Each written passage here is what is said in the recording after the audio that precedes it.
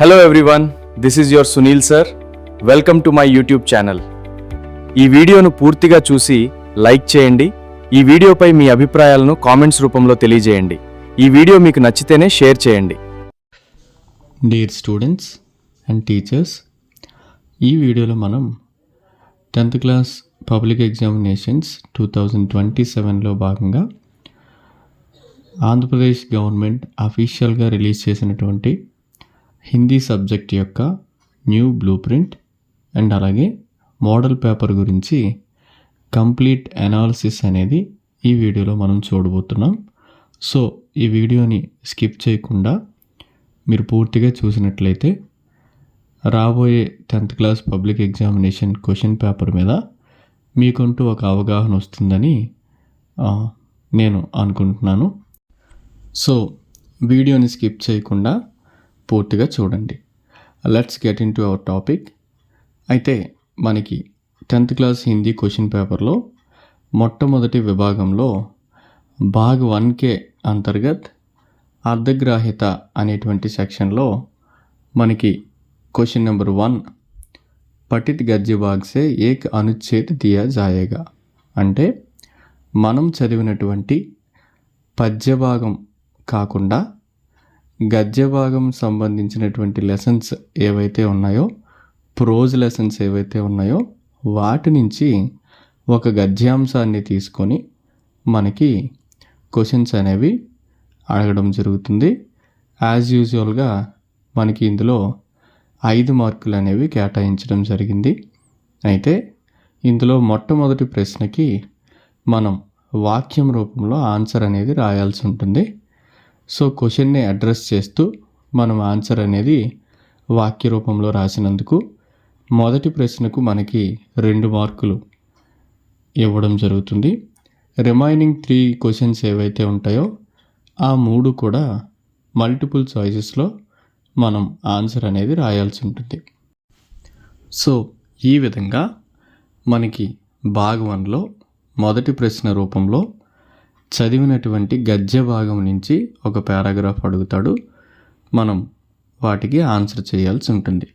So మీరు ఇక్కడ screen మీద చూసినట్లయితే ఈ విధంగా మనం చదివినటువంటి ఒక గద్య భాగ పాఠాల నుండి ఏదో ఒక గద్యాన్ని తీసుకొని ఈ విధంగా మనకి ఇవ్వడం జరుగుతుంది.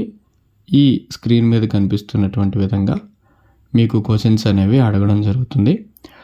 మొదటి ప్రశ్నకు వాక్యం రూపంలో సమాధానం రాయాల్సి ఉంటుంది. అలాగే మిగతా 3 ప్రశ్నలకు మల్టిపుల్ చాయిసెస్ అనేవి ఇస్తారు కాబట్టి ఏవైతే సూటబుల్ ఆన్సర్ ఉందో దానిని మనం సెలెక్ట్ చేసుకొని ఆ ఆప్షన్ని మనం రాయాల్సి ఉంటుంది.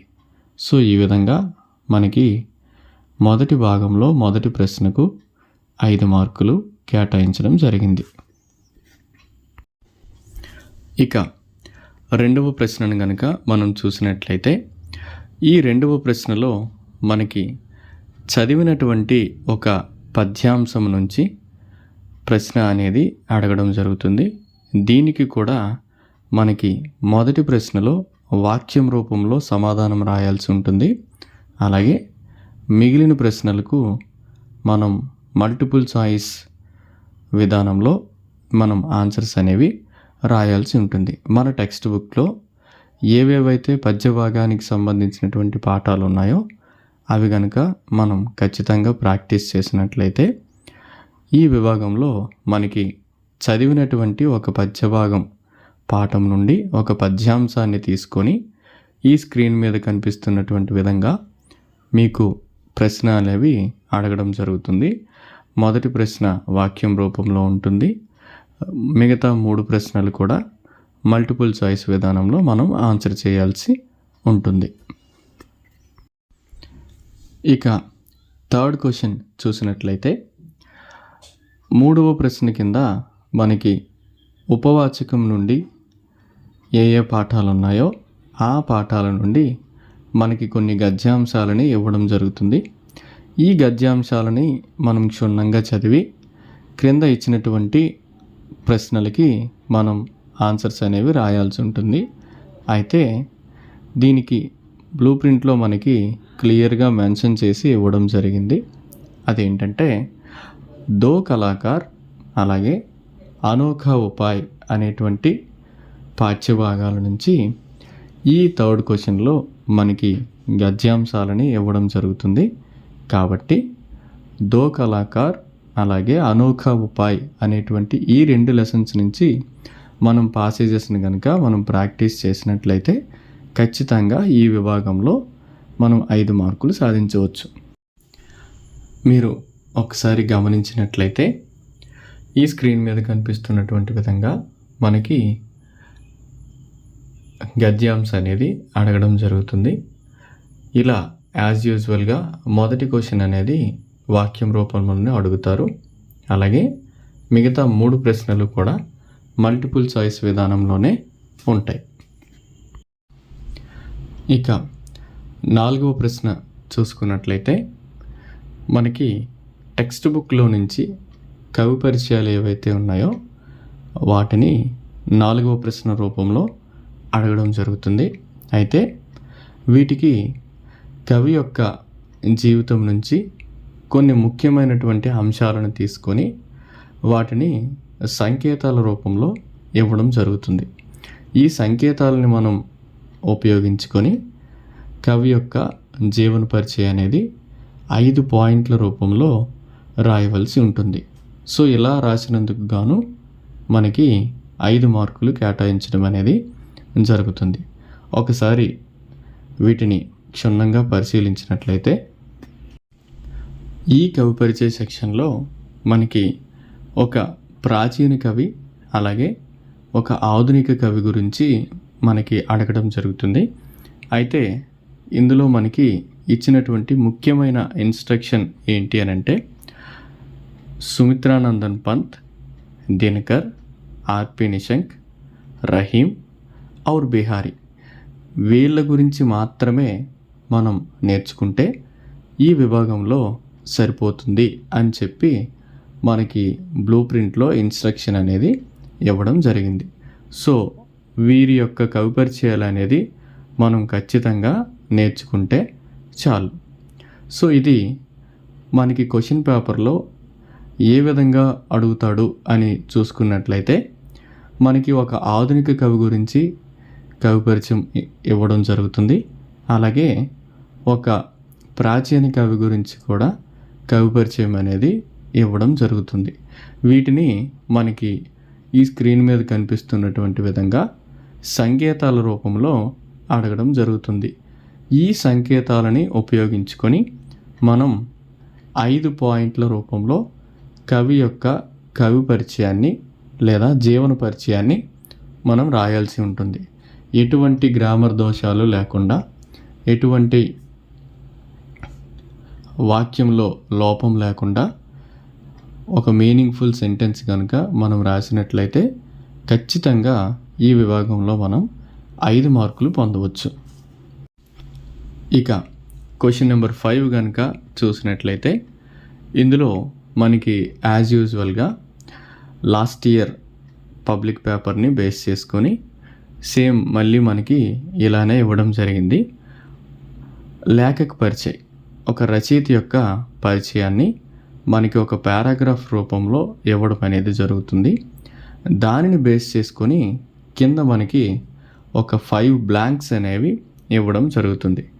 ఈ 5 ఎంప్టీ బ్లాంక్స్ని కూడా మనం సరి అయినటువంటి సూటబుల్ ఆన్సర్తో మనం ఫిల్ చేయాల్సి ఉంటుంది. సో ఇలా మనం లేఖక పరిచయాన్ని కంప్లీట్ చేసినందుకు మనకి 5 మార్క్స్ అనేవి అలాట్ చేయడం జరుగుతుంది. ఒకసారి మీరు స్క్రీన్ మీద కనుక అబ్జర్వ్ చేసినట్లయితే ఒక లేఖకు గురించి మనకి ఈ విధంగా ఒక పాసేజ్ అనేది ఇవ్వడం జరుగుతుంది. ఈ పాసేజ్ని బేస్ చేసుకొని క్రింద ఇచ్చినటువంటి ఆ 5 సెంటెన్సెస్ యొక్క ఏవైతే బ్లాంక్స్ ఉన్నాయో, ఖాళీలు ఉన్నాయో వాటిని మనం ఒక సూటబుల్ ఆన్సర్తో మనం కంప్లీట్ చేయాలి. సో ఇలా చేసినందుకు గాను లేఖక పరిచయ విభాగంలో మనం 5 మార్కులు సాధించవచ్చు. సో దీనికి గాను మనం లేఖక పరిచయం ఎవరెవరైతే ఉన్నారో వాళ్ళందరివి కూడా ప్రాక్టీస్ చేస్తే సరిపోతుంది. ఇక क्वेश्चन नंबर 6 చూసుకున్నట్లయితే भाग 2 के अंतर्गत మనకి अपठित पद्य भाग से एक पद्यांश दिया जाएगा అంటే మనం చదవనటువంటి మనకి తెలియనటువంటి ఒక పద్యాంశం అనేది అడగడం జరుగుతుంది. దానికి యాజ్ యూజువల్గా మనం ఆ పద్య భాగాన్ని లేదా ఆ పద్యాంశాన్ని బాగా చదివి ఆ క్రింద ఇచ్చినటువంటి క్వశ్చన్స్కి మనం ఆన్సర్స్ రాయాల్సి ఉంటుంది. యాజ్ యూజువల్గా మొదటి ప్రశ్న వాక్యం రూపంలో అడుగుతాడు, దానికి సమాధానం కూడా వాక్యం రూపంలోనే రాయాలి. మిగతా 3 ప్రశ్నలు కూడా మల్టిపుల్ చాయిస్ విధానంలో ఉంటాయి. ఇవన్నీ కూడా మనకి ఈ స్క్రీన్ మీద కనిపిస్తున్నటువంటి విధంగా అడగడం జరుగుతుంది. So number of unseen poems అనేవి మనం ప్రాక్టీస్ చేస్తే ఈ విభాగంలో కూడా మనం ఈజీగా 5 మార్కులు అనేవి సంపాదించవచ్చు.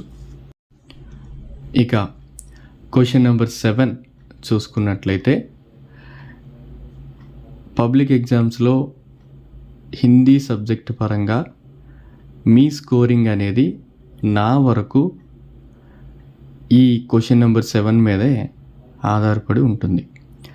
ఎవరైతే ఇందులో ఫుల్ మార్క్స్ స్కోర్ చేస్తారో ఖచ్చితంగా వాళ్ళు హిందీలో అనుకున్న మార్కులు అనేవి సాధించగలరు. In my point of view ఈ క్వశ్చన్ నెంబర్ 7లో ఎవరైతే ఫుల్ మార్క్స్ అటెంప్ట్ చేస్తారో వాళ్ళకే 98, 99, 100 ఆ రేంజ్లో మార్క్స్ అనేవి రావడం జరుగుతుంది. ఎందుకనంటే ఇందులోనే మార్కులు పోయేటువంటి అవకాశాలు చాలా ఎక్కువ. సో ఈ విభాగాన్ని మీరు ఒకసారి చూసినట్లయితే ఇందులో చదవనటువంటి మీకు తెలియనటువంటి ఒక గద్యాంశం నుంచి ఈ విధంగా మనకు ఒక పారాగ్రాఫ్ ఇచ్చి దాని కింద క్వశ్చన్లు అనేవి అడగడం జరుగుతుంది.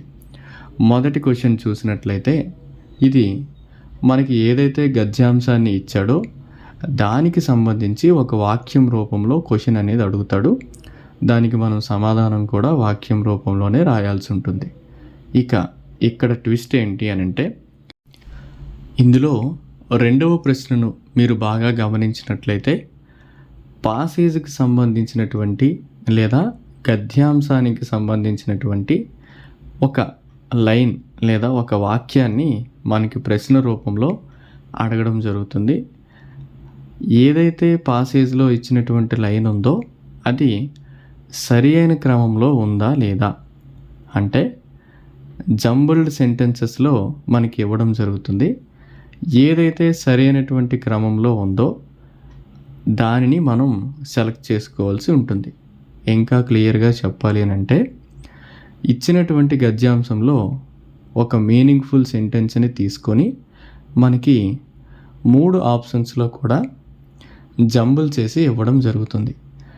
ఏదైతే సరి అయిన క్రమంలో ఉందో, ఏదైతే సరి అయిన వాక్య నిర్మాణాన్ని పాటిస్తుందో, ఒక మీనింగ్ఫుల్ సెంటెన్స్గా ఉందో దానిని మనం సరైనటువంటి ఆన్సర్గా సెలెక్ట్ చేసుకోవాల్సి ఉంటుంది. అయితే ఇందులో మీరు కరెక్ట్గా గమనించినట్లయితే ఆ ఇచ్చినటువంటి గద్యాంశంలో ఉన్నటువంటి ఒక వాక్యాన్ని క్లియర్గా మన కళ్ళతో మనం చూసి క్రింద ఇచ్చినటువంటి ఆప్షన్స్ని కనుక మనం కరెక్ట్గా అబ్జర్వ్ చేసినట్లయితే ఈజీగా ఈ ప్రశ్నకి మనం సమాధానం రాయవచ్చు. అలా కాకుండా ఏమరపాటుగా కాన్షియస్లో లేకుండా ఏమాత్రం తొందరపాటు పడి దీనిని కనుక మనం చేసినట్లయితే మనకి ఇక్కడ 1 మార్క్ అనేది పోయే అవకాశాలు చాలా ఎక్కువ. అందుకే జాగ్రత్తగా చూసి ఆన్సర్ పెట్టడం అనేది చాలా ఉత్తమం. ఇక నెక్స్ట్ క్వశ్చన్ కనుక మనం అబ్జర్వ్ చేసినట్లయితే ఏదైతే గద్యాంశం ఇచ్చాడో ఆ గద్యాంశం నుంచి ఒక విరామ చిహ్నాన్ని తీసుకొని సింబల్ రూపంలో మనకి అడగడం జరుగుతుంది. ఆ సింబల్ని లేదా ఆ చిహ్నాన్ని లేదా ఆ గుర్తుని మనం హిందీలో ఏమంటాం అని మనకి క్వశ్చన్ అనేది అడగడం జరుగుతుంది. సో దానిని బట్టి మనం వీటికి ఆన్సర్ చేయాల్సి ఉంటుంది. ఇది మనకు తెలిసిందే, ఇది మీరు ప్రీవియస్గా 8th క్లాస్ టెక్స్ట్ బుక్లో మీరు నేర్చుకున్నదే.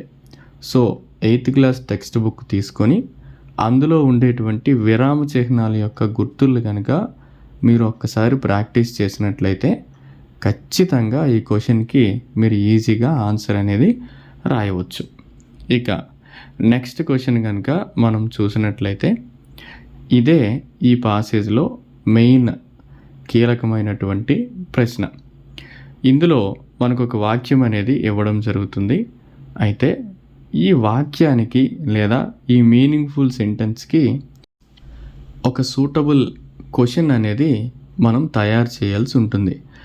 ఏదైతే మీనింగ్ఫుల్ సెంటెన్స్ ఉందో ఆ ఇచ్చినటువంటి ఆన్సర్కి మనం ప్రశ్నని తయారు చేయాలి. అది కూడా మనం ఓన్గా రాయాల్సిన పని లేదు. వాడే మనకి 3 మల్టిపుల్ చాయిసెస్ అనేవి 3 బాక్సెస్ రూపంలో ఇవ్వడం జరుగుతుంది. వాటిని మనం కీన్గా అబ్జర్వ్ చేసి ఏది కరెక్ట్గా సెట్ అవుతుందో కనుక మనం ఊహించినట్లయితే మనం ఈజీగా ఈ ప్రశ్నలో మనం ఒక మార్క్ అనేది సాధించవచ్చు. ఇక నెక్స్ట్ క్వశ్చన్ నెంబర్ 8 అండ్ అలాగే క్వశ్చన్ నెంబర్ 9 చూసుకున్నట్లయితే మనకి యాజ్ యూజువల్గా भाग 3 के अंतर्गत అభివ్యక్తి के अंतर्गत మనకి 4 మార్క్స్ క్వశ్చన్స్ అనేవి స్టార్ట్ అవ్వడం జరుగుతుంది. మొదటిగా క్వశ్చన్ నెంబర్ 8ని కనుక మనం చూసినట్లయితే పద్యభాగం నుంచి మనకి 2 ప్రశ్నలు అనేవి అడగడం జరుగుతుంది. అయితే అందులో ఖచ్చితంగా ఒక దోహ అనేది మెయిన్ ఎగ్జామ్లో ఇవ్వడం జరుగుతుంది. కాబట్టి నీతి దోహే లెసన్కి సంబంధించి మనం 4 పోయమ్స్ కూడా చదువుకోవడం అనేది ఉత్తమం. అలాగే క్వశ్చన్ నెంబర్ 9 కనుక మనం చూసినట్లయితే క్వశ్చన్ నెంబర్ 9లో కూడా మనకి 2 ప్రశ్నలు అనేవి అడగడం జరుగుతుంది. అయితే ఈ 2 కూడా మనకి గద్య భాగానికి సంబంధించి మొదటి 6 పాఠాల్లో ఏవేవైతే ఉన్నాయో వాటి నుంచి మాత్రమే ప్రశ్నలు అనేవి అడగడం జరుగుతుంది. ఈ స్క్రీన్ మీద కనుక మీరు అబ్జర్వ్ చేసినట్లయితే 8వ క్వశ్చన్లో ఒక పద్యం అనేది ఉంది. అలాగే పద్య భాగం నుంచి ఒక ప్రశ్న అనేది ఉంది. అలాగే క్వశ్చన్ నెంబర్ 9లో కూడా మొదటి 6 పాఠాలకి సంబంధించినటువంటి గద్య భాగ లెసన్స్ నుంచి మాత్రమే మనకి ప్రశ్నలు అనేవి అడగడం జరుగుతుంది. వాటిలో మనం ఒక్కదానికి ఆన్సర్ రాస్తే సరిపోతుంది. ఇక క్వశ్చన్ నెంబర్ 10 అలాగే క్వశ్చన్ నెంబర్ 11 కనుక మనం చూసినట్లయితే క్వశ్చన్ నెంబర్ 10లో మనకి చివరి 6 గద్య భాగానికి సంబంధించినటువంటి లెసన్స్ ఏవైతే ఉన్నాయో వాటి నుండి మాత్రమే మనకి 2 ప్రశ్నలు అనేవి అడగడం జరుగుతుంది. ఈ 2 ప్రశ్నల్లో మనం ఒకదానికి ఆన్సర్ చేస్తే చాలు. అలాగే క్వశ్చన్ నెంబర్ 11లో ఉపవాచకానికి సంబంధించి ప్రశ్నలు అనేవి అడగడం జరుగుతుంది. ఇందులో కూడా మనకి 2 ప్రశ్నలు అడుగుతారు.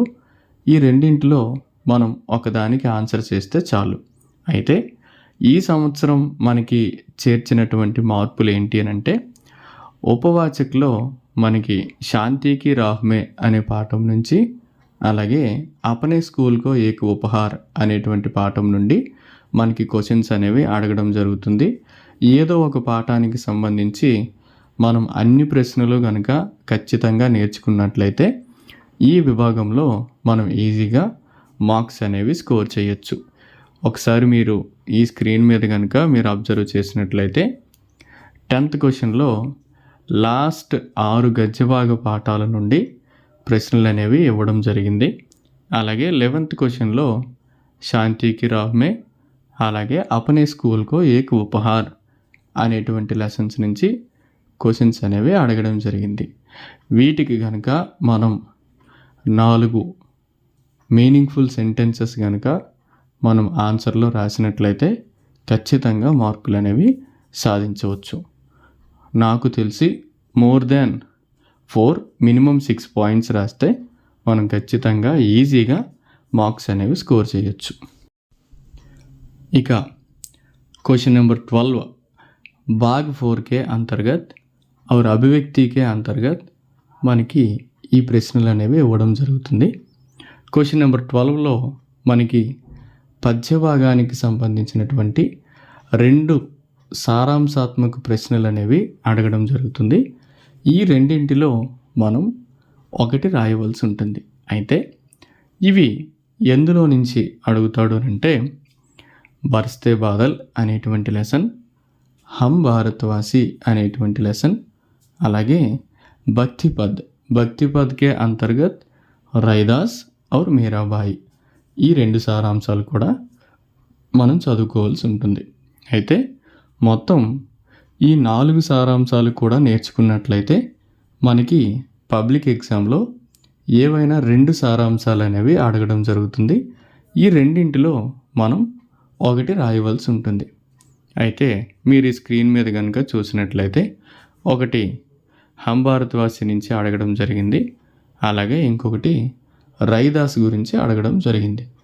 అలాగే గవర్నమెంట్ రిలీజ్ చేసినటువంటి 2వ మోడల్ పేపర్లో రిమైనింగ్ 2 ప్రశ్నలు అనేవి అడగడం జరిగింది. సో ఈ విధంగా మనం ఈ 4 సారాంశాలు కనుక నేర్చుకున్నట్లయితే ఈ విభాగంలో మనం ఖచ్చితంగా 8 మార్కులు అనేవి సాధించగలం. ఇక క్వశ్చన్ నెంబర్ 13 చూసుకున్నట్లయితే గద్య భాగానికి సంబంధించినటువంటి సారాంశాత్మక ప్రశ్నలు అనేవి ఇందులో అడగడం జరుగుతుంది.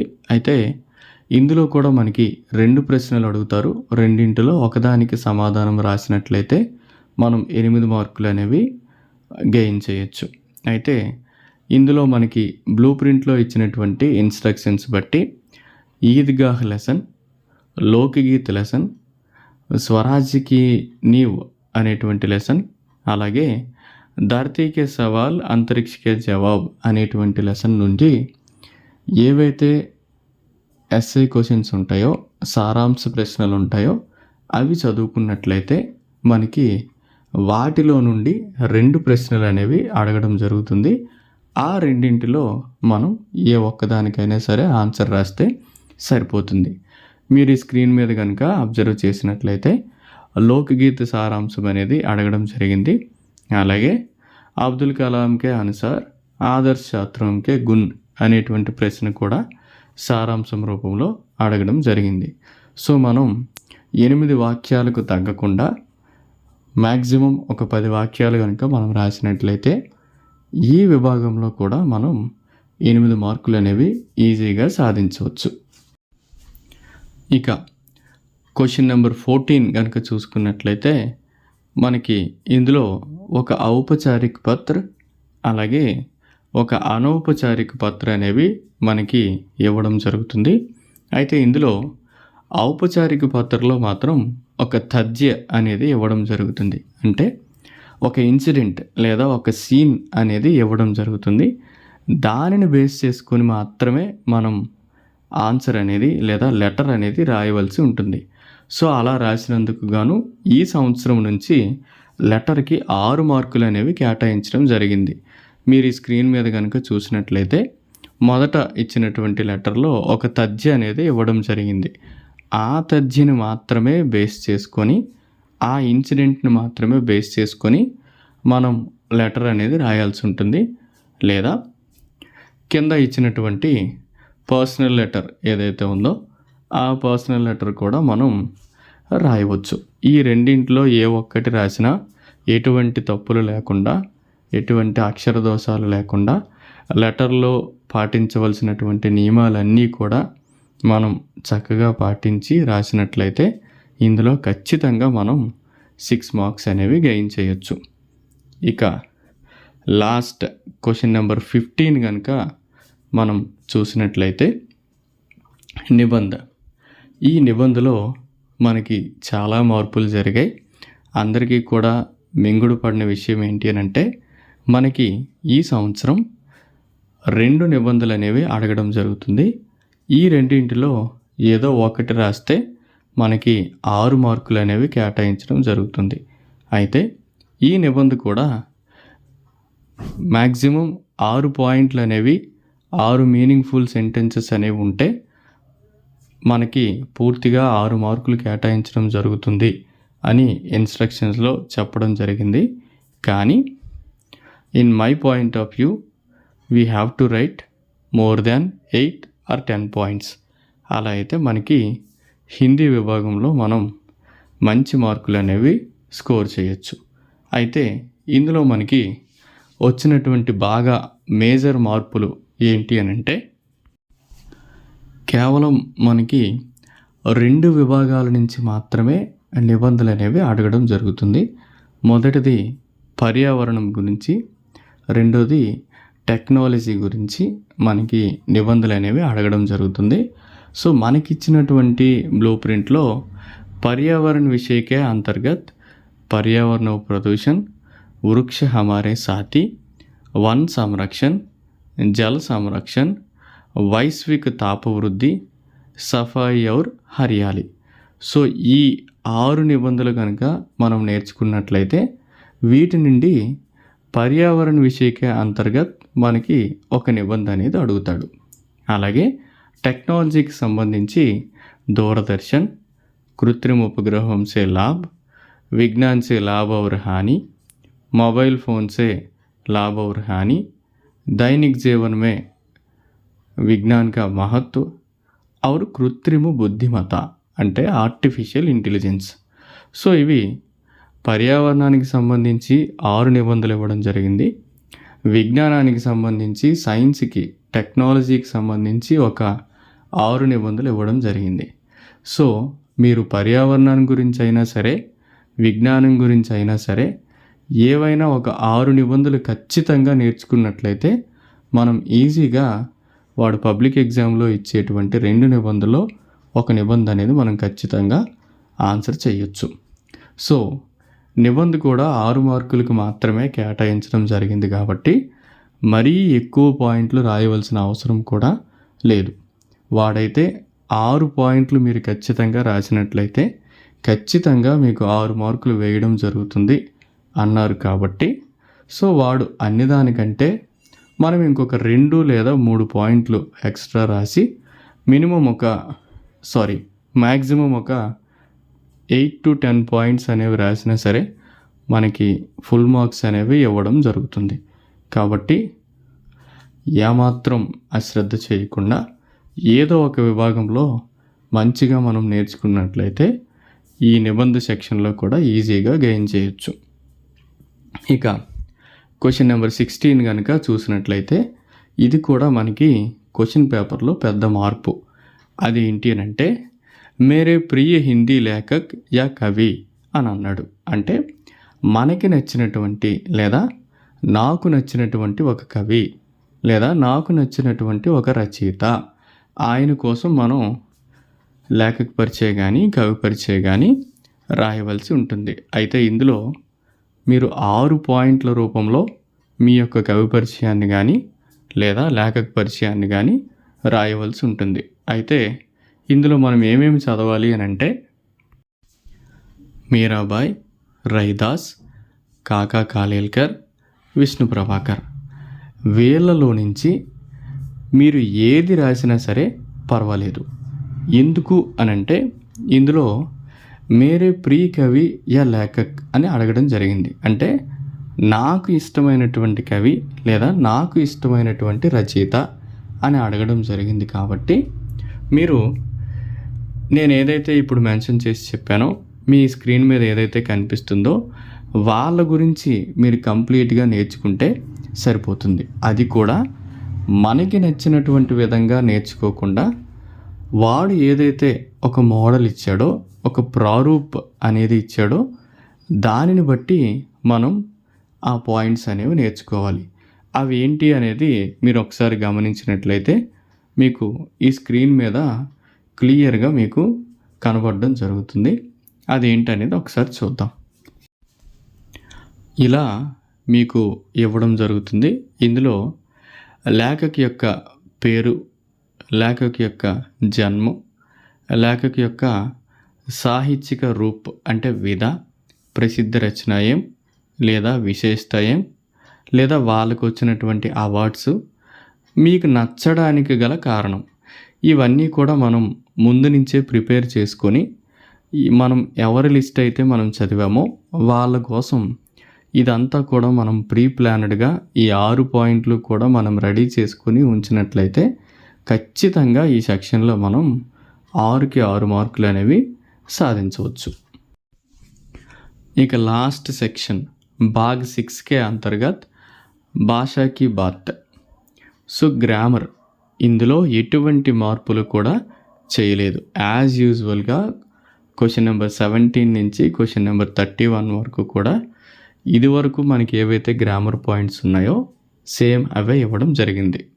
ఫర్ ఎగ్జాంపుల్ తత్సమ్ తద్భవ్, క్రియా శబ్ద్, సంఖ్య, कारक, पर्याय शब्द, विलोम शब्द, समास, संधि विच्छेद, उपसर्ग, प्रत्यय, मुहावरा, लिंग, वचन, काल, शुद्ध रूप. సో ఇవన్నీ కూడా మనకి భాషాకి బాత్ రూపంలో గ్రామర్ నుంచి బిట్స్ అనేవి ఇవ్వడం జరుగుతుంది. అయితే ఇందులో మనం చివరి 4 లింగ్, వచనం, కాలు అండ్ మోస్ట్ ఇంపార్టెంట్లీ శుద్ధ రూప, వీటి నుంచి కనుక మనం తప్పులు లేకుండా ఈజీగా మనం ఆన్సర్ చేసినట్లయితే హిందీ సబ్జెక్ట్లో మనం అనుకున్నన్ని మార్కులు చాలా ఈజీగా గెయిన్ చేయొచ్చు. అయితే ఈ బిట్స్ అనేవి మీకు ఎలా ఇస్తాడో మీకు ఇదివరకు తెలిసిందే. ప్రతి ప్రశ్నకు కూడా 3 ఆప్షన్స్ అనేవి ఇవ్వడం జరుగుతుంది.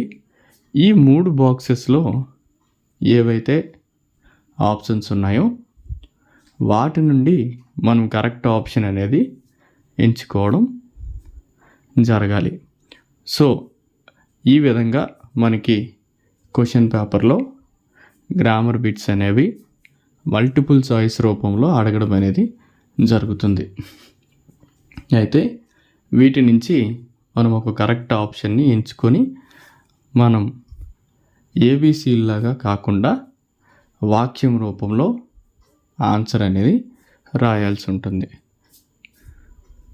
సో ఇది మనకి ఓవరాల్గా ఆంధ్రప్రదేశ్ గవర్నమెంట్ రిలీజ్ చేసినటువంటి హిందీ సబ్జెక్ట్ యొక్క కొత్త model paper. Thanks for watching the video. ఇలాంటి మరిన్ని వీడియోస్ కోసం నా ఛానల్ను సబ్స్క్రైబ్ చేసుకోండి. డోంట్ ఫర్గెట్, ఈ వీడియోపై మీ అభిప్రాయాలను కామెంట్స్ రూపంలో తెలియజేయండి.